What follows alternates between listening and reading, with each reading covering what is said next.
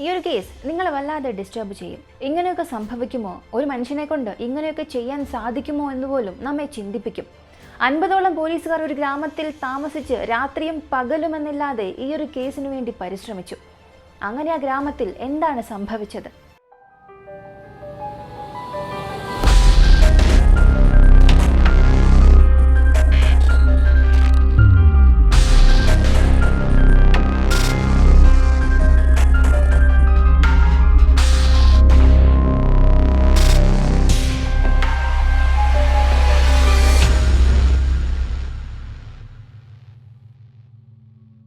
മഹാരാഷ്ട്രയിലെ ഝാർദി എന്ന ഗ്രാമം. ഈ ഗ്രാമത്തെക്കുറിച്ച് പറയുകയാണെങ്കിൽ അവിടെയുള്ള എല്ലാവരും വളരെ പാവപ്പെട്ടവരാണ്. ആ ഗ്രാമത്തിൽ ഒരുപാട് കാടുകളുള്ളത് കൊണ്ട് അവിടെയുള്ള ജനങ്ങളും അതിനെ ആശ്രയിച്ചാണ് ജീവിക്കുന്നത്. അങ്ങനെ ആ ഗ്രാമത്തിലുള്ള ഒരാളാണ് ഡഗരു പട്ടീൽ എന്നയാൾ. ഇയാൾ ദിവസക്കൂലിക്ക് ജോലി ചെയ്യും. കൃഷിപ്പണി അല്ലെങ്കിൽ കെട്ടിടപ്പണി, ഇങ്ങനെ അന്നുള്ള വേതനത്തിന് വേണ്ടി ജോലി ചെയ്യും. അയാളുടെ ഭാര്യ ഗീതാഭായ് ഹൗസ് വൈഫായിരുന്നു. ഇവർക്ക് 2 മക്കളുണ്ട്. മങ്കേഷ് എന്ന 12 വയസ്സുള്ള ആദ്യത്തെ മകൻ, ദേവി എന്ന ഒരു മകൾ. ഇവർ രണ്ടുപേരും ആ നാട്ടിലെ ഗവൺമെന്റ് സ്കൂളിലാണ് പഠിച്ചത്. ഇവർ എപ്പോഴും അവരുടെ വീട്ടിൽ നിന്നും നടന്നാണ് സ്കൂളിലേക്ക് പോകാറ്. രാവിലെ 9 മണിക്ക് വീട്ടിൽ നിന്നും പോയാൽ വൈകുന്നേരം 4 മണിക്കായിരിക്കും തിരികെ വീട്ടിലേക്ക് വരുന്നത്. ഇങ്ങനെ വളരെ പാവപ്പെട്ട കുടുംബമായാൽ പോലും സന്തോഷത്തോടു കൂടി തന്നെയാണ് ആ കുടുംബം ജീവിച്ചത്. ഇങ്ങനെ ഒരു സമയം 2019 ഫെബ്രുവരി മാസം 2-ാം തീയതി ഡഗരു രാവിലെ ഭക്ഷണം കഴിച്ചിട്ട് എപ്പോഴത്തെയും പോലെ ജോലിക്ക് പോയി. അത് കഴിഞ്ഞ് മങ്കേഷ് അനുജത്തെയും വിളിച്ചുകൊണ്ട് നടന്ന് സ്കൂളിലേക്കും പോയി. അന്ന് ഒരു ശനിയാഴ്ച ആയതുകൊണ്ട് സ്കൂൾ 2 മണി വരെ ഉണ്ടാവുകയുള്ളൂ. അതിനാൽ ഉച്ചയ്ക്ക് വീട്ടിൽ വന്ന് കഴിക്കാം എന്ന് പറഞ്ഞ് സഹോദരിയും കൊണ്ട് അവൻ വീട്ടിൽ നിന്നും സ്കൂളിലേക്ക് പോയി. സ്കൂളിൽ എപ്പോഴെല്ലാം ശനിയാഴ്ച ക്ലാസ് വയ്ക്കുന്നുവോ അപ്പോഴെല്ലാം 2 മണി വരെ മാത്രമേ ക്ലാസ് ഉണ്ടാകൂ. അങ്ങനെ 2 മണിക്കൊക്കെ അവൻ തിരികെ വീട്ടിലേക്ക് വരും. എന്നാൽ അന്നത്തെ ദിവസം മാത്രം വീട്ടിൽ വന്ന് കഴിക്കണമെന്ന ഉദ്ദേശത്തോടു കൂടി 1:30 തന്നെ അവൻ വീട്ടിലേക്ക് വരാൻ തുടങ്ങി. ബാഗും വീട്ടിൽ വെച്ചിട്ട് തനിക്ക് ബാത്റൂമിൽ പോകണമെന്ന് പറഞ്ഞു. അതൊരു ഗ്രാമമായതുകൊണ്ട് തന്നെ ഓപ്പൺ ബാത്റൂം ആയിരിക്കും. അങ്ങനെ അവൻ ഒരു കാട് നിറഞ്ഞ ഭാഗത്തേക്ക് പോയി. അല്പസമയത്തിൽ അവൻ തിരികെ വരുമെന്ന് ആ അമ്മയും കാത്തിരുന്നു. ഇങ്ങനെ സമയം പോകാൻ തുടങ്ങി. ഇപ്പോൾ ഒരു 3 മണിയായിട്ടുണ്ടാകും. പോയ മകനെ ഇതുവരെയും കാണാനില്ല. ചിന്തിച്ചുകൊണ്ട് അവൻ്റെ അമ്മ പുറത്തേക്ക് വന്ന് നോക്കി. അവൻ എവിടെയും കണ്ടില്ല. എവിടെയെങ്കിലും കളിക്കാൻ പോയിട്ടുണ്ടാകുമെന്ന് കരുതി അമ്മയും ദേഷ്യത്തിൽ അവരുടെ ജോലികളെല്ലാം ചെയ്യാൻ തുടങ്ങി. ഇതെല്ലാം നടന്നുകൊണ്ടിരിക്കുന്ന അതേ സമയത്ത് ഇപ്പം 4 മണിയായി. അപ്പോഴും മങ്കേഷ് തിരികെ വീട്ടിലേക്ക് വന്നില്ല, കഴിച്ചതുമില്ല. അമ്മയ്ക്കിപ്പോൾ ദേഷ്യം കൂടാൻ തുടങ്ങി. എപ്പോഴും സ്കൂൾ വിട്ടു വന്നാൽ കഴിച്ച് വെള്ളം കുടിച്ചിട്ട് മാത്രമേ എവിടെയെങ്കിലും പോകാവൂ എന്ന് അമ്മ പറഞ്ഞിട്ടുണ്ട്. പക്ഷെ അന്ന് അവന് ബാത്റൂം പോകണം എന്ന് പറഞ്ഞതുകൊണ്ട് മാത്രമാണ് അമ്മ അവനെ അനുവദിച്ചത്. പക്ഷെ ഇത്ര സമയമായിട്ടും അവനെ തിരികെ വരാൻ കാണാത്തത് കൊണ്ട് അമ്മയ്ക്ക് ദേഷ്യം വരാൻ തുടങ്ങി. അങ്ങനെ അവൻ എപ്പോഴും കളിക്കുന്ന സ്ഥലത്തേക്ക് പോയി നോക്കി. പക്ഷെ മങ്കേഷ് അവിടെ ഇല്ല. അവൻ എവിടെ പോയെന്ന് മറ്റുള്ളവരോട് ചോദിക്കുമ്പോൾ ഇവിടെ നിന്ന് 300 മീറ്റർ മാറി ഒരു ക്രിക്കറ്റ് കളിക്കുന്ന സ്ഥലമുണ്ട്, ഒരു പക്ഷേ അവൻ അവിടെ കളിക്കുന്നുണ്ടാകും എന്നവർ പറഞ്ഞു. അങ്ങനെ മങ്കേഷിൻ്റെ അമ്മയും അവിടെ പോയി നോക്കുന്നു. പക്ഷേ അവിടെ ചെന്നപ്പോൾ നിങ്ങളുടെ മകൻ ഇവിടെ വന്നില്ല എന്നാണ് പറഞ്ഞത്. ഇപ്പോൾ അമ്മയ്ക്ക് ചെറിയൊരു ഭയം വരാൻ തുടങ്ങി. അങ്ങനെ അവൻ്റെ സുഹൃത്തുക്കളുടെ വീട്ടിൽ ചെന്ന് നോക്കി. എവിടെയും അവൻ വന്നിട്ടില്ല. കൂടെ തന്നെ അവൻ എപ്പോഴും ബാത്റൂമിൽ പോകുന്ന ആ ഒരു കാട് നിറഞ്ഞ ഭാഗം അവിടെയും പോയി പരിശോധിച്ചു. പക്ഷേ അവിടെയുമില്ല. ഇതെല്ലാം ഒരു ഭാഗത്ത് നടന്നുകൊണ്ടിരിക്കുമ്പോൾ രാത്രിയായി. ഒരു ഭാഗത്ത് തൻ്റെ ജോലിയെല്ലാം അവസാനിപ്പിച്ചിട്ട് ഡഗരു വീട്ടിലേക്ക് വരുന്നു. മകനെ കാണാനില്ല എന്ന വിവരം ആ അമ്മ ഭർത്താവിനോട് പറഞ്ഞു. രണ്ടുപേരും ചേർന്ന് ഇപ്പോൾ പല സ്ഥലങ്ങൾ അന്വേഷിക്കാൻ തുടങ്ങി. അങ്ങനെ ഇരുട്ടി തുടങ്ങിയപ്പോൾ ആ ഗ്രാമത്തിലുള്ളവരും അവരുടെ കൂടെ തന്നെ ആ കുഞ്ഞിനെ തിരയാൻ തുടങ്ങി.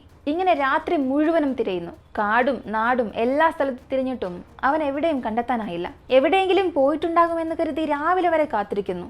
പക്ഷെ രാവിലെ ആയതിനു ശേഷവും അവൻ തിരികെ വന്നില്ല. ഒരു പക്ഷെ സ്കൂളിലേക്ക് പോയിട്ടുണ്ടാകുമോ എന്ന് കരുതി സ്കൂളിൽ ചെന്ന് നോക്കുന്നു. അന്നൊരു ഞായറാഴ്ച ആയതുകൊണ്ട് സ്കൂളിൽ ലീവായിരുന്നു. അടുത്ത ഘട്ടമായി ആ സ്കൂൾ അധ്യാപകരുടെ വീട്ടിലേക്ക് പോയിട്ടുണ്ടാകും എന്നുള്ളൊരു സംശയത്തിൽ മാതാപിതാക്കളും ആ ഗ്രാമത്തിലെ ചില ജനങ്ങളും ചേർന്ന് അവിടെ പോയി നോക്കുന്നു. പക്ഷെ അധ്യാപകരും അവനിവിടെ വന്നില്ല എന്നാണ് പറഞ്ഞത്. ഇത് കേട്ടപ്പോൾ അച്ഛൻ്റെയും അമ്മയുടെയും ഭയം കൂടാൻ തുടങ്ങി. ഗ്രാമത്തിലെ ജനങ്ങളും പല സ്ഥലങ്ങളിൽ തിരയുന്നു. ഇപ്പോൾ എവിടെ തിരിഞ്ഞിട്ടും യാതൊരു വിവരവും ഇല്ലാത്തതുകൊണ്ട് തൊട്ടടുത്ത ചോപ്ര എന്ന ഭാഗത്തെ ഒരു പോലീസ് സ്റ്റേഷനിൽ നടന്ന സംഭവങ്ങളെല്ലാം പറഞ്ഞ് ഒരു മിസ്സിംഗ് കംപ്ലൈൻറ്റ് കൊടുത്തു. അങ്ങനെ അവിടെയുള്ള പോലീസ് അധികാരികൾ വളരെ സത്യസന്ധരായതുകൊണ്ട് തന്നെ ഈ കേസ് പെട്ടെന്ന് അന്വേഷിക്കാൻ തുടങ്ങി. ഈ ഒരു കേസ് അന്വേഷിക്കാനായി സ്പെഷ്യൽ ഇൻസ്പെക്ടറെ നിയമിക്കുകയും അയാൾക്ക് കീഴിൽ ഒരു ടീമിനെ നിയോഗിക്കുകയും ചെയ്തു. അങ്ങനെ ഈ പോലീസുകാർ സംഭവ സ്ഥലത്തേക്ക് വന്ന് നോക്കുന്നു. അച്ഛനും അമ്മയോടും ആദ്യം ചോദിക്കുന്നു, ഗ്രാമവാസികളോട് ചോദിക്കുന്നു, പല സ്ഥലങ്ങളിലും തിരയുന്നു. എന്നാൽ യാതൊരു പ്രയോജനവുമില്ല. ഇപ്പൊ പോലീസ് ചിന്തിച്ചത് ഏതെങ്കിലും ചെറിയ കുട്ടികളുമായി പ്രശ്നം വന്നിട്ടുണ്ടാകും, മറ്റുള്ള കുട്ടികൾ അവൻ എന്തെങ്കിലും ചെയ്തിട്ടുണ്ടാകുമോ എന്ന് ചിന്തിക്കുന്നു. എന്നാൽ അങ്ങനെയൊന്നും സംഭവിച്ചിട്ടില്ലായിരുന്നു. ഇപ്പോൾ ഈ കുടുംബത്തിന് ഏതെങ്കിലും ശത്രുക്കളുണ്ടോ, അല്ലെങ്കിൽ ഈ കുഞ്ഞിനേതെങ്കിലും ശത്രുക്കളുണ്ടോ എന്നുള്ള രീതിയിലും അന്വേഷണം മുന്നോട്ട് പോകുന്നു. പക്ഷേ അപ്പോഴും യാതൊരു തെളിവും ലഭിച്ചില്ല. ഇപ്പോൾ കുഞ്ഞ് കാണാതായി രണ്ടാമത്തെ ദിവസം ഫെബ്രുവരി മാസം 4, 2019 അവൻ പഠിക്കുന്ന സ്കൂളിൽ ചെന്ന് അവിടെ കുട്ടികൾ ആരെങ്കിലും ഇവനുമായി പ്രശ്നമുണ്ടാക്കിയിട്ടുണ്ടോ, അല്ലെങ്കിൽ അധ്യാപകർ ആരെങ്കിലും ഇവനെ അടിച്ചിട്ടുണ്ടോ എന്നുള്ള രീതിയിലും അന്വേഷിക്കുന്നു. പക്ഷേ അങ്ങനെയും സംഭവിച്ചിട്ടില്ല. ഇങ്ങനെ 50 പോലീസ് അധികാരികൾ സംഭവ സ്ഥലത്ത് വരികയും ചുറ്റുമുള്ള കാടുകളിലെല്ലാം പോയി തിരയുകയും ചെയ്തു. അവനെ എവിടെയും കണ്ടെത്താനായില്ല. അവൻ ആരെങ്കിലും തട്ടിക്കൊണ്ടുപോയിട്ടുണ്ടാകുമോ, എന്ത് കാരണത്താൽ തട്ടിക്കൊണ്ടുപോയിട്ടുണ്ടാകും? കാരണം ഈ ഒരു കുടുംബത്തിന് അത്ര പണമൊന്നുമില്ല. ഇങ്ങനെ ഒന്നും പിടികിട്ടാതെ പോലീസുകാർക്ക് തന്നെ വല്ലാത്തൊരു കുഴപ്പം വന്നു. പക്ഷെ അവർ ഏതൊക്കെ രീതിയിൽ ചിന്തിച്ചു നോക്കിയാലും അവൻ എന്ത് സംഭവിച്ചു, അവൻ എവിടെയാണ് എന്നുള്ളതിന് യാതൊരു സൂചനയും ലഭിച്ചില്ല. അതൊരു ഗ്രാമമായതുകൊണ്ട് തന്നെ CCTV ഫുട്ടേജുമില്ല. പക്ഷെ ആ ഗ്രാമത്തിലുള്ള ഒരു കടയിൽ CCTV ഉണ്ട്. ഇപ്പോൾ പോലീസുകാർ അതിലെ ഫുട്ടേജ് പരിശോധിച്ചു. ഫെബ്രുവരി 2-ാം തീയതിക്ക് ശേഷം ആരെങ്കിലും പുതുതായി ഈ ഒരു ഗ്രാമത്തിലേക്ക് കയറിയിട്ടുണ്ടോ എന്നുള്ളത് നോക്കുന്നു. ഇപ്പോൾ 12 മണിക്ക് ഒരു ഭിക്ഷക്കാരൻ തൻ്റെ ഷോൾഡറിൽ ഒരു ചെറിയ സഞ്ചിയും തൂക്കി പോകുന്നത് കണ്ടു. ആ ഒരു സഞ്ചി നല്ല ഭാരവും ഉണ്ടായിരുന്നു. അതിനുള്ളിൽ ഒരു പക്ഷേ മങ്കേഷ് ഉണ്ടാകാൻ സാധ്യതയുണ്ടാകും എന്നുള്ള രീതിയിലും അയാളെ നിരീക്ഷിക്കാൻ തുടങ്ങി. ഈ സമയത്ത് ആ ഭിക്ഷക്കാരൻ ആ കടയിൽ വെള്ളം കുടിച്ചിട്ട് അവിടെ നിന്നും പോവുകയായിരുന്നു. അയാളെയും പോലീസ് സ്കെച്ച് വരഞ്ഞ് തിരയാൻ തുടങ്ങി. ഇതെല്ലാം ഒരു ഭാഗത്ത് നടക്കുമ്പോൾ ആ കുഞ്ഞിൻ്റെ അച്ഛനും അമ്മയും ഒന്നും കഴിക്കാതെ, വെള്ളം പോലും കുടിക്കാതെ ആ ഒരു കുഞ്ഞിനെ വിചാരിച്ച് ദുഃഖിക്കാൻ തുടങ്ങി. അവരുടെ ആരോഗ്യനില മോശമായി ചില സമയങ്ങളിൽ ബോധം നഷ്ടമാവുകയും ചെയ്തു. ഇപ്പോൾ മങ്കേഷിനെ കാണാതായി 3-ാമത്തെ ദിവസം ഫെബ്രുവരി മാസം 5-ാം തീയതി ഒരു കാട്ടിൽ ഒരു കാല് മാത്രം കിടക്കുന്നത് ആ ഗ്രാമത്തിലെ ചില ആളുകൾ കണ്ടു. ഉടനെ അത് പോലീസിനെ അറിയിച്ചു. പോലീസ് വന്ന് നോക്കിയപ്പോൾ അതൊരു ചെറിയ കുഞ്ഞിൻ്റെ കാലായിരുന്നു. 10 മുതൽ 13 വയസ്സിനുള്ളിലെ ഒരു കുഞ്ഞിൻ്റെ കാൽ. എന്നാൽ മറ്റ് ശരീരഭാഗങ്ങളൊന്നും ആ സ്ഥലത്തു നിന്ന് കിട്ടിയില്ല. ഇപ്പോൾ ഫോറൻസിക് ടീം ആ സ്ഥലത്തേക്ക് വരികയും ആ സ്ഥലം മുഴുവനും പരിശോധിച്ചു. എങ്കിലും യാതൊരു തെളിവും കിട്ടിയില്ല. ഇപ്പോൾ ഡോഗ് സ്ക്വാഡിനെ കൊണ്ടുവന്ന് പരിശോധിപ്പിക്കുന്നു. നായ ആ സ്ഥലം മുഴുവനും കറങ്ങിയിട്ട് തിരികെ മങ്കേഷിന്റെ വീട്ടിലേക്കായിരുന്നു വന്നത്. ഇത് കണ്ട നാട്ടിലെ ജനങ്ങൾ ഇത് മങ്കേഷിന്റെ കാലായിരിക്കാൻ സാധ്യതയുണ്ടെന്ന് അവർക്കിടയിൽ തന്നെ സംസാരിക്കാൻ തുടങ്ങി. ഇത് കേട്ട് അവരുടെ അച്ഛനും അമ്മയ്ക്കും ഭയം കൂടി, കൈകാലികൾ വിറയ്ക്കാൻ തുടങ്ങി. ഇപ്പോൾ പോലീസുകാർ അങ്ങനെ നമുക്ക് തറപ്പിച്ച് പറയാൻ കഴിയില്ല, ഒരു പക്ഷേ ഇത് മങ്കേഷിന്റെ കാലല്ലെങ്കിലോ എന്ന് പറഞ്ഞുകൊണ്ട് അത് DNA പരിശോധിക്കാനായി ലാബിലേക്ക് അയച്ചു. അതിൻ്റെ കൂടെ അച്ഛൻ്റെയും അമ്മയുടെയും DNA സാമ്പിൾ കൂടെ എടുത്തു. ഡോഗ് സ്ക്വാഡും അവൻ്റെ വീട്ടിലേക്ക് വന്നതുകൊണ്ട് പോലീസും ഇത് അവൻ്റെ തന്നെ കാലായിരിക്കുമെന്ന് മനസ്സിൽ ഉറപ്പിച്ചിരുന്നു. ഈ സ്ഥലത്താണ് പോലീസിനെ മറ്റൊരു ഞെട്ടിപ്പിക്കുന്ന കാര്യം കാത്തിരുന്നത്. ഈ കാല് കിട്ടിയ സ്ഥലത്ത് നിന്നും 1/2 കിലോമീറ്റർ ദൂരത്തിലാണ് മങ്കേഷിന്റെ വീടുണ്ടായിരുന്നത്. അപ്പോൾ മങ്കേഷ് ഈ സ്ഥലത്ത് ബാത്റൂമിൽ വന്ന സമയത്ത് ആരെങ്കിലും അവൻ ഇങ്ങനെ ചെയ്തിട്ടുണ്ടാകും എന്ന തീരുമാനത്തിലെത്തി. അതുകൂടാതെ ആ ഗ്രാമത്തിലെ ജനങ്ങൾ സംസാരിച്ചത് ഒരു പക്ഷേ കുഞ്ഞിനെ ആരെങ്കിലും നരബലി കൊടുത്തിട്ടുണ്ടാകുമോ എന്ന്. കാരണം അവൻ മരിച്ച ദിവസം 30 വർഷത്തിൽ ഒരിക്കൽ വരുന്ന ഒരു കറുത്ത വാവായിരുന്നു. ഒരു പക്ഷെ അന്നത്തെ ദിവസം ആരെങ്കിലും അവന് നരബലി കൊടുത്തിട്ടുണ്ടാകുമോ എന്നുള്ള സംസാരവും ഉണ്ടായി. ഇതെല്ലാം പോലീസിൽ തന്നെ സീക്രട്ടായി ജോലി ചെയ്ത ഇൻഫോർമർ വഴി അറിയാൻ കഴിഞ്ഞതാണ്. അങ്ങനെ സത്യത്തിൽ ആരെങ്കിലും നരബലി കൊടുത്തിട്ടുണ്ടാകുമോ എന്ന് ഫെബ്രുവരി 4-ാം തീയതി ഏതൊക്കെ ക്ഷേത്രത്തിലാണ് ഇങ്ങനെയുള്ള പൂജകൾ നടന്നത്, ബലികൾ നടന്നത് എന്നുള്ള കാര്യങ്ങളെല്ലാം അന്വേഷിക്കാൻ തുടങ്ങി. പക്ഷെ ആ സമയത്ത് ആരും അങ്ങനെ ഒന്നും ചെയ്തിട്ടേ ഇല്ല എന്നുള്ളതാണ് അറിയാൻ കഴിഞ്ഞത്. പക്ഷേ എങ്കിലും പോലീസുകാർ വേഷം മാറി ആ ഗ്രാമത്തെ ചുറ്റി നടക്കാൻ തുടങ്ങി. ഒരുപാട് ഇൻഫോർമറെ ഉപയോഗിച്ച് ആ ജനങ്ങളുടെ ഇടയിൽ തന്നെ കലർന്ന് അവരെന്താണ് സംസാരിക്കുന്നത് എന്നുള്ള വിവരങ്ങളെല്ലാം കളക്ട് ചെയ്തു. ഇതെല്ലാം ഒരു ഭാഗത്ത് നടന്നുകൊണ്ടിരുന്നാലും മറ്റൊരു ഭാഗത്ത് ആ കുഞ്ഞിനെ കുറിച്ചുള്ള യാതൊരു വിവരവും കിട്ടാതാകുന്നു. ആ കാല് കിട്ടിയ സ്ഥലത്ത് നിന്നും മറ്റൊരു സ്ഥലത്ത് ഒരു ചെറിയ കുഞ്ഞിൻ്റെ തോന്നിപ്പിക്കുന്ന ശരീരഭാഗം മാത്രം കിട്ടി. എന്നാൽ ആ ശരീരത്തിന് തലയില്ലായിരുന്നു. ഇങ്ങനെ കുഞ്ഞ് കാണാതായി 13 ദിവസം കഴിഞ്ഞ് ഫെബ്രുവരി മാസം 12-ാം തീയതി ഒരു വിവരം കിട്ടി. അങ്ങനെ സംഭവ സ്ഥലത്തേക്ക് പോയി പരിശോധിക്കുന്നു. ആ ശരീരം കണ്ടപ്പോൾ തന്നെ പോലീസിന് മനസ്സിലായി അതൊരു ചെറിയ കുഞ്ഞിൻ്റെതാണെന്ന്. ഉടനെ കുഞ്ഞിന്റെ അമ്മയെ വിളിക്കുകയും ഇത് നിങ്ങളുടെ മകനാണോ എന്ന് കണ്ടുപിടിക്കാൻ ആവശ്യപ്പെടുകയും ചെയ്തു. ആ ശരീരത്തിലുണ്ടായിരുന്ന വസ്ത്രം ഉപയോഗിച്ച് ഇത് തന്റെ മകനാണെന്നുള്ളത് ആ അമ്മ കരഞ്ഞുകൊണ്ട് പറഞ്ഞു. വേദന താങ്ങാനാകാതെ അമ്മയും അച്ഛനും കരയുന്നത് കണ്ട് അവിടെ കൂടിയിരുന്ന ജനങ്ങൾക്ക് പോലും സഹിക്കാനായില്ല. ഇപ്പോൾ ഫോറൻസിക് ഡിപ്പാർട്ട്മെന്റ് ആ ഒരു സ്ഥലത്തേക്ക് വരുന്നു. ഒരുപാട് എവിഡൻസ് അവിടെ നിന്നും കളക്ട് ചെയ്യുന്നു. അതിന്റെ കൂടെ തന്നെ ഡോഗ് സ്ക്വാഡും അവിടെ വരുന്നു. ആ സ്ഥലം മുഴുവനും പരിശോധിച്ചിട്ട് ആ നായ വീണ്ടും മങ്കേഷിന്റെ വീട്ടിലേക്ക് തന്നെ പോകുന്നു. ഇപ്പൊ പോലീസിന് എന്ത് ചെയ്യണമെന്നറിയില്ല. നായയെ കൊണ്ടുവന്നിട്ടും യാതൊരു പ്രയോജനവും ഇല്ലല്ലോ എന്ന് ചിന്തിച്ചുകൊണ്ട് അവരിരിക്കുകയാണ്. ഏതു വഴിയിലൂടെ കേസിനെ അന്വേഷിക്കണമെന്നും അവർക്കറിയില്ല. ആ കുഞ്ഞിന്റെ തല കിട്ടാത്തത് കൊണ്ട് ആ ഭാഗം മുഴുവനും തിരയാൻ തുടങ്ങി. പക്ഷെ എവിടെയും അത് കണ്ടുപിടിക്കാനായില്ല. പല ദിവസങ്ങളായിട്ടും ഇപ്പൊ തന്റെ മകനെ വിചാരിച്ച് ആ അമ്മയും അച്ഛനും ദുഃഖിക്കാൻ തുടങ്ങി. പല ദിവസങ്ങൾ കഴിക്കാതിരുന്നത് കൊണ്ട് തന്നെ അവരുടെ ആരോഗ്യനില മോശമാകാൻ തുടങ്ങി. ഇപ്പൊ പോലീസുകാർ പെട്ടെന്ന് തന്നെ ഒരു കേസ് അവസാനിപ്പിക്കാനായി മറ്റുള്ള പോലീസ് അധികാരികളെ വിളിച്ച് അവർക്കിടയിൽ തന്നെ ഒരു മീറ്റിംഗ് നടത്തി. മറ്റേതെങ്കിലും രീതിയിൽ അന്വേഷിക്കാൻ നമ്മൾ മറന്നോ? നമ്മൾ ഏതെങ്കിലും തെളിവ് മിസ് ചെയ്തോ? ഇങ്ങനെയെല്ലാം പരസ്പരം ചോദിച്ചു. ഇപ്പോഴാണ് ഒരു പോലീസ് പറഞ്ഞത്, നിങ്ങളൊരു കാര്യം ശ്രദ്ധിച്ചോ സാർ? ആ കുഞ്ഞിന്റെ ശരീരം കിട്ടുമ്പോഴെല്ലാം ആ നായ നേരെ അവന്റെ വീട്ടിലേക്ക് തന്നെയാണ് പോയത്. ഇതുപയോഗിച്ച് നോക്കുമ്പോൾ ഒരുപക്ഷെ ആ കുഞ്ഞ് ആ വീട്ടിൽ താമസിച്ചു എന്നുണ്ടെങ്കിൽ പോലും ഒരുപക്ഷെ അവനെ ആ വീട്ടിൽ നിന്ന് തന്നെയാകാം തട്ടിക്കൊണ്ടു പോയിട്ടുണ്ടാവുക. അല്ലെങ്കിൽ അവനെ കൊന്നതിന് ശേഷം വീണ്ടും ഇതേ വീട്ടിൽ ആ കൊലപാതകി വന്നു പോയിട്ടുണ്ടാകാം. ഇതായിരിക്കാം ഒരുപക്ഷെ ആ നായ പറയാൻ ഉദ്ദേശിക്കുന്നത് എന്ന് ഒരു ഊഹം പറഞ്ഞു. ഉടനെ പോലീസും അതെയല്ലേ, എന്തുകൊണ്ടാണ് നമ്മൾ ഇത് മാത്രം മിസ് ചെയ്തത്? എന്തുകൊണ്ട് നമ്മൾ ആ വീട് മാത്രം പരിശോധിച്ചില്ല എന്ന് ചിന്തിച്ചു. 2 തവണ ആ നായ ആ വീട്ടിലേക്ക് തന്നെ വന്നു. പക്ഷെ നമ്മൾ ആ വീട് മാത്രം പരിശോധിച്ചില്ലല്ലോ. പോലീസ് ഈ ഒരു സ്ഥലത്താണ് അലേർട്ടാകാൻ തുടങ്ങിയത്. ഇപ്പോൾ വളരെ ദുഃഖത്തിലിരുന്ന അച്ഛനും അമ്മയോടും ഒന്നും ചോദിക്കാതെ തൊട്ടടുത്ത ആളുകളെ ചോദ്യം ചെയ്യാൻ തുടങ്ങി. അങ്ങനെ ചോദിച്ചപ്പോൾ അടുത്തിടെ അപരിചിതരായ ആരെങ്കിലും ഇങ്ങോട്ടേക്ക് വന്നിട്ടുണ്ടോ എന്ന് ചോദിച്ചു. പ്രധാനമായും ആ ഒരു വീട്ടിലേക്ക് ആരെങ്കിലും വന്നോ, നിങ്ങൾ കണ്ടോ എന്ന് പല രീതിയിൽ അയൽവാസികളോട് ചോദിച്ചു. ഇപ്പോൾ ഒരാൾ പറഞ്ഞത്, കഴിഞ്ഞ 5 മാസങ്ങളായി ഒരാൾ ഈ വീട്ടിൽ വരുന്നത് ഞാൻ കാണാറുണ്ട്, ഇടയ്ക്കിടയ്ക്ക് വരാറുണ്ട്. എനിക്കെന്തോ അയാളായിരിക്കും ഇതിന് കാരണമെന്ന് സംശയം തോന്നുമെന്ന് പറഞ്ഞു. കൂടാതെ ആ ഗ്രാമത്തിലെ മറ്റു ചിലർ പറഞ്ഞത്, സമദാൻ പട്ടേൽ എന്ന 25 വയസ്സുള്ള മറ്റൊരാൾ ഈ ഒരു വീട്ടിലേക്ക് ഇടയ്ക്കിടയ്ക്ക് വരാറുണ്ടെന്ന് പറഞ്ഞു. അയാൾ ആരാണെന്ന് അന്വേഷിക്കുമ്പോഴാണ് ഈ ഡഗ്രു പട്ടേലിന്റെ സഹോദരിയുടെ മകനാണെന്ന് മനസ്സിലായി. അതുകൊണ്ട് ബന്ധുവിന്റെ വീട്ടിൽ വന്നു പോയിട്ടുണ്ടാകുമെന്ന് കരുതി പോലീസ് അത് വലിയ കാര്യമാക്കിയില്ല. വീണ്ടും മറ്റു ചിലരോട് ചോദിക്കുമ്പോൾ അവർ പറഞ്ഞത്, ഈ ഡഗ്രു പട്ടേൽ ഇല്ലാത്ത സമയത്താണ് ഇയാൾ ആ വീട്ടിൽ വന്നു പോകുന്നത്.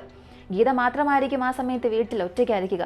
ഇപ്പൊ പോലീസുകാർക്ക് മുഴുവൻ സംശയവും അയാളിലേക്ക് മാറാൻ തുടങ്ങി. ഇപ്പൊ പോലീസുകാരും ജനങ്ങളോട് അവസാനമായി നിങ്ങൾ അവനെ എപ്പോഴാണ് കണ്ടതെന്ന് ചോദിച്ചു. ചില ദിവസങ്ങൾക്ക് മുൻപ് അവനെ കണ്ടുവെന്നും പറഞ്ഞു. ആ ദിവസവും മങ്കേഷ് കാണാതായ ദിവസവും ഒന്നാണ് എന്ന് പോലീസുകാർക്ക് മനസ്സിലായി. ഇപ്പോൾ സമദാൻ പട്ടേൽ എന്നയാളെ പോലീസ് അറസ്റ്റ് ചെയ്തു. അവനെ കസ്റ്റഡിയിലെടുത്ത് ചോദ്യം ചെയ്യുമ്പോൾ, ഞാൻ എൻ്റെ ബന്ധുവിൻ്റെ വീട്ടിൽ ഇടയ്ക്കിടയ്ക്കാണ് വരാറുള്ളത്, എനിക്കും അവൻ്റെ മരണത്തിനും യാതൊരു ബന്ധവുമില്ല എന്ന് പറഞ്ഞു. ഇപ്പോൾ പോലീസുകാർ അവരുടേതായ രീതിയിൽ വീണ്ടും ചോദ്യം ചെയ്യാൻ തുടങ്ങി. കൂടെ തന്നെ സംഭവം നടന്ന ഫെബ്രുവരി മാസം 2-ാം തീയതി നീ എവിടെയെന്ന് ചോദിച്ചപ്പോൾ, ഞാൻ എൻ്റെ വീട്ടിൽ തന്നെ ഉണ്ടായിരുന്നു, ഉറങ്ങുകയാണെന്ന് പറഞ്ഞു. ഇപ്പൊ പോലീസും അവനെ സ്റ്റേഷനിലിരുത്തിയിട്ട് അവന്റെ അച്ഛനും അമ്മയോടും പോയി ഇതേ കാര്യം ചോദിച്ചു. അപ്പോൾ അവർ പറഞ്ഞത് അന്നത്തെ ദിവസം മകൻ ഈ വീട്ടിൽ ഇല്ലായിരുന്നു എന്നാണ്. ഇപ്പോൾ ഇവൻ പറഞ്ഞത് കള്ളമാണ്, ഇവൻ മറ്റെന്തോ ചെയ്തിട്ടുണ്ട് എന്ന് മനസ്സിലായ പോലീസുകാർ അവനെ അടിച്ച് ചോദ്യം ചെയ്യാൻ തുടങ്ങി. ഈ സമയത്താണ് പല ഞെട്ടിപ്പിക്കുന്ന കാര്യങ്ങളും അറിയാൻ തുടങ്ങിയത്. അവൻ എന്ത് പറഞ്ഞു, എന്ത് സംഭവിച്ചു എന്നുള്ളത് ഇപ്പോൾ കാണാം. ഈ സമദാൻ എന്നയാൾ എപ്പോഴും ഡഗ്രുവിന്റെ വീട്ടിലേക്ക് വരാറുണ്ട്. ഈ സമയത്തെല്ലാം ഡഗ്രു പുറം നാട്ടിൽ ജോലിക്ക് പോയി ചില ദിവസങ്ങൾ കഴിഞ്ഞാണ് തിരികെ വരാറ്. ഇപ്പൊ ഭാര്യ മാത്രമായിരിക്കും വീട്ടിൽ ഒറ്റയ്ക്കായിരിക്കുക. ഈ ഒരു ഒറ്റപ്പെടൽ ഇവർക്കിടയിൽ ഒരു തെറ്റായ ബന്ധത്തിന് കാരണമായി. അതുകൊണ്ട് തന്നെ അവൻ ഇടയ്ക്കിടയ്ക്ക് ആ വീട്ടിൽ വരുന്നതും ഒരു പതിവായി. മങ്കേഷിന്റെ അമ്മയുമായി വളരെ സന്തോഷത്തോടു കൂടി ആ വീട്ടിൽ സമയം ചിലവഴിക്കും. ഇതിനെക്കുറിച്ച് സമദാൻ പട്ടേൽ തന്റെ കോളേജിലെ കൂട്ടുകാരനായ രാജേന്ദ്ര പട്ടേലിനോട് പറഞ്ഞു. ഇപ്പൊ രാജേന്ദ്ര ചെയ്തത്, സമദാൻ ഇടയ്ക്കിടയ്ക്ക് ആ വീട്ടിൽ പോയി വരുമ്പോൾ നീ എവിടെയാണ് പോയത്, അവിടെ പോയി എന്താണ് ചെയ്തത്, ഇങ്ങനെ എല്ലാം ചോദിക്കാൻ തുടങ്ങും. അവനും അതെല്ലാം പറയാൻ തുടങ്ങും. കൂടാതെ എന്നെ കൂടെ ഒരു ദിവസം അങ്ങോട്ടേക്ക് കൂട്ടിക്കൊണ്ടു പോകാമോ എന്ന് രാജേന്ദ്ര ചോദിച്ചു. സമാധാൻ അതിന് സമ്മതിക്കുകയും ചെയ്തു. അങ്ങനെ ഒരു ദിവസം മങ്കേഷിന്റെ വീട്ടിലേക്ക് അവനെയും കൂട്ടിക്കൊണ്ടുവന്നു. ഇത് എന്റെ സുഹൃത്ത് രാജേന്ദ്ര പട്ടേലാണെന്ന് പരിചയപ്പെടുത്തി. അതുകൂടാതെ സമദാൻ മറ്റൊരു കാര്യം പറഞ്ഞു, ഞാൻ ഇവിടെ വന്ന് എന്തൊക്കെയാണോ ചെയ്യുന്നത് അതൊക്കെ ഇവനും ചെയ്യണമെന്നാണ് ഇവൻ ആഗ്രഹിക്കുന്നത്. അങ്ങനെ ഗീതാഭായിക്കും രാജേന്ദ്രനും ഇടയിൽ വീണ്ടും ഒരു തെറ്റായ ബന്ധമുണ്ടാകാൻ തുടങ്ങി. മൊത്തത്തിൽ ഗീതാഭായ് എന്ന സ്ത്രീ ഈ 2 പേരോടും ഒരേ സമയത്ത് തന്നെ ഒരു ഇല്ലീഗലായിട്ടുള്ള ബന്ധം കൊണ്ടുപോയി. ദിവസങ്ങൾ കഴിയുന്തോറും ഏകദേശം 5 മാസത്തോളം ഇതെല്ലാം നടന്നുകൊണ്ടിരുന്നു. ഈ സമദാൻ വരുന്ന സമയത്ത് രാജേന്ദ്ര വരില്ല, രാജേന്ദ്ര വരുന്ന സമയത്ത് സമദാൻ വരില്ല. അങ്ങനെ ഫെബ്രുവരി മാസം രാജേന്ദ്ര പട്ടേൽ ഗീതയുടെ വീട്ടിലേക്ക് വരുന്നു. ശനിയാഴ്ച പോകാം, അന്ന് ഭർത്താവ് ജോലിക്ക് പോകും, കുട്ടികളാണെങ്കിൽ സ്കൂളിൽ പോകും, ഉച്ചവരെയും ഫ്രീ ആയിരിക്കാമെന്ന് പദ്ധതിയിട്ട രാജേന്ദ്ര ഗീതയുടെ വീട്ടിലേക്ക് വന്നു. ഈ സമയത്ത് ഗീതയ്ക്ക് നന്നായി അറിയാം, ശനിയാഴ്ച സ്കൂൾ ഉണ്ടെങ്കിൽ മക്കൾ 2 മണിക്ക് വീട്ടിൽ വരും. എന്നാൽ അന്നത്തെ ദിവസം ക്ലാസ് അവസാനിച്ചിട്ട് ഉച്ചയ്ക്ക് വീട്ടിൽ വന്ന് ഭക്ഷണം കഴിക്കാം എന്ന് പറഞ്ഞ് നേരത്തെ തന്നെ മങ്കേഷ് വീട്ടിലേക്ക് എത്തി. ഇപ്പോൾ വീടിനുള്ളിൽ അവന്റെ അമ്മയും രാജേന്ദ്ര പട്ടേലും തെറ്റായ ഒരു ബന്ധത്തിലായിരിക്കുന്നത് മങ്കേഷ് കണ്ടു. ഈ സമയത്ത് വാതിൽ അടച്ചിരിക്കുകയായിരുന്നു എന്നാണ് ഗീത വിചാരിച്ചത്. പക്ഷെ പെട്ടെന്ന് മങ്കേഷ് വാതിൽ തുറന്ന് അകത്തേക്ക് വന്നതും ഇവർ 2 പേരും വസ്ത്രമൊന്നുമില്ല നിൽക്കുന്നത് കണ്ടു. മങ്കേഷ് ഇപ്പോൾ ഭയന്ന് എന്ത് ചെയ്യണമെന്നറിയാതെ അങ്ങനെ നിൽക്കുകയായിരുന്നു. ഈ സമയത്ത് അവന്റെ സഹോദരി പുറത്ത് നിൽക്കുകയായിരുന്നു. വീട് വളരെ ചെറുതായതുകൊണ്ട് മങ്കേഷ് ആയിരുന്നു ആദ്യം കതക് തുറന്ന് അകത്തേക്ക് വന്നത്.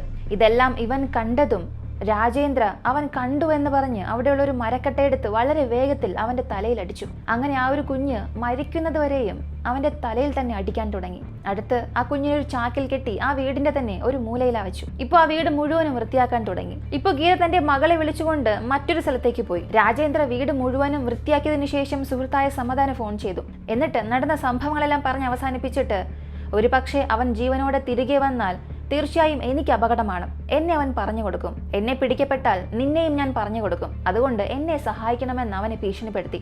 അങ്ങനെ സമതൻ വീട്ടിലേക്ക് വന്നു. ആ കുഞ്ഞിനെ ചാക്കിൽ കെട്ടി അങ്ങനെ തൂക്കി എടുത്തുകൊണ്ടുപോയി ഒരു കാട്ടിൽ കൊണ്ടുപോവുകയും തലയും കൈയും കാലും വെട്ടിയെടുത്ത് ഓരോ ഭാഗത്തായി എറിയുകയും ചെയ്തു. ഇപ്പൊ അമ്മയും മകളും വീടിനുള്ളിലേക്ക് വരികയും അവൾക്ക് കഴിക്കാനും കൊടുത്തു. മകനെ കാണാനില്ല എന്ന് തൊട്ടടുത്തുള്ളവരോട് പറഞ്ഞ് ഒരു നാടകം കളിക്കാൻ തുടങ്ങി. സമയം കഴിയുന്തോറും ആ ഒരു നാടകത്തിന്റെ ദൈർഘ്യം കൂട്ടാൻ തുടങ്ങി. കരഞ്ഞ് നിലവിളിക്കാൻ തുടങ്ങി. കഴിക്കാതെ പട്ടിണി കിടക്കാൻ തുടങ്ങി. വളരെ നന്നായി അഭിനയിച്ച് മകനെ കാണാനില്ല, മരിച്ചുവെന്ന് എല്ലാവരും വിശ്വസിക്കുന്നത് പോലെ തന്നെ ഗീത അഭിനയിച്ചു. ഒരു ഘട്ടത്തിൽ പോലീസുകാരും ഈ അമ്മ ഇത്രത്തോളം വേദനിക്കുന്നു എന്നുള്ളെങ്കിൽ അവന്റെ മകനോട് എത്രത്തോളം സ്നേഹം ഉണ്ടായിരുന്നിരിക്കണം എന്ന് ചിന്തിച്ചു. പക്ഷെ രാജേന്ദ്ര മകനെ അടിക്കുമ്പോൾ പോലും ഈ അമ്മ ഒന്നും തന്നെ ചെയ്യാതെ നോക്കി നിൽക്കുകയായിരുന്നു. എത്രത്തോളം വളരെ വേദന നിറഞ്ഞ കാര്യമാണെന്ന് നിങ്ങൾ തന്നെ ചിന്തിച്ചു നോക്കുക.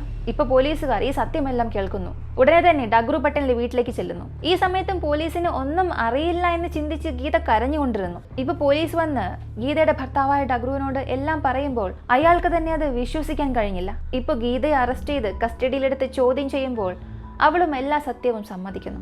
ഈ ഒരു കൊലപാതകം ചെയ്ത രാജേന്ദ്ര പട്ടേലിനെ അറസ്റ്റ് ചെയ്ത് ചോദ്യം ചെയ്യുന്നു. അവനും എല്ലാ സത്യങ്ങളും പറഞ്ഞു. ഇപ്പൊ ഫോറൻസിക് ഡിപ്പാർട്ട്മെന്റ് വീട്ടിലെത്തി അവിടെയുള്ള എല്ലാ തെളിവുകളും ശേഖരിക്കുന്നു.